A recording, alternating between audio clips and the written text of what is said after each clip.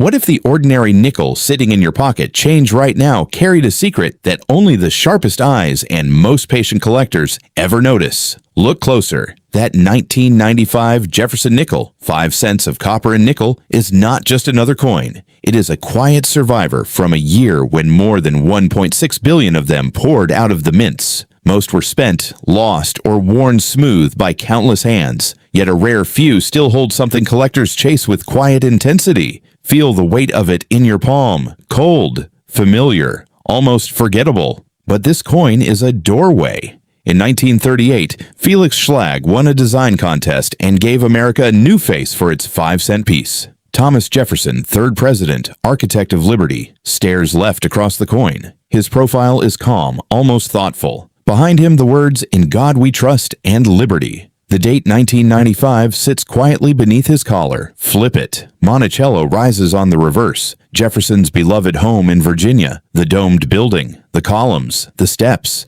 Those steps are the hidden battleground of this coin. Most people never look at them. They glance and move on. But collectors know the truth. The steps of Monticello decide everything. In the high-speed presses of 1995, the dies struck hard and fast, billions of times. The soft metal of the planche often failed to fill the deepest recesses of the design. The steps at the base of Monticello, 5 or 6 delicate horizontal lines, frequently came out soft, incomplete, or broken. Contact marks from other coins in the bags finished the job. A true full steps nickel is different. Every line is sharp, unbroken, crisp, under magnification. The building feels alive, solid, real. That designation, full steps, turns an ordinary 1995 nickel into something collectors fight for. Philadelphia struck 774 million. Denver struck 888 million. San Francisco made just under 2.8 million proofs for collectors.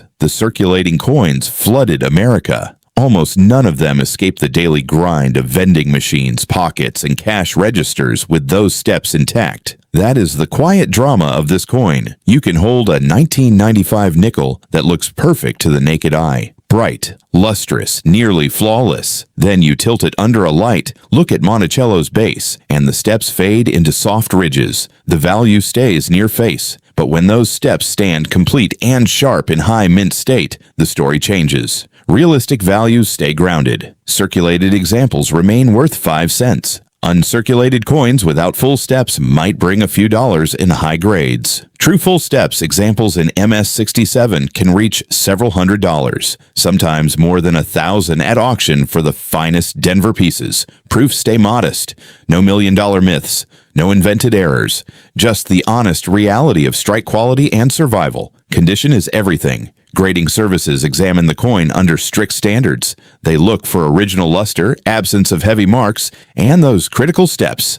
A single break across a step line disqualifies the designation. The difference between almost and full can be the width of a hair. Collectors feel this deeply. There is something almost personal about the Jefferson nickel. Jefferson himself was a man of ideas, of architecture, of careful detail. His home still stands. The coin carries that same quiet insistence on precision. When a collector finds a 1995 with those steps fully defined, it is not just about money. It is about catching a moment the minting process almost always missed. It is about holding a tiny piece of American history that refused to be ordinary. Imagine the year 1995. The internet was young. Cell phones were still bricks. America was moving fast.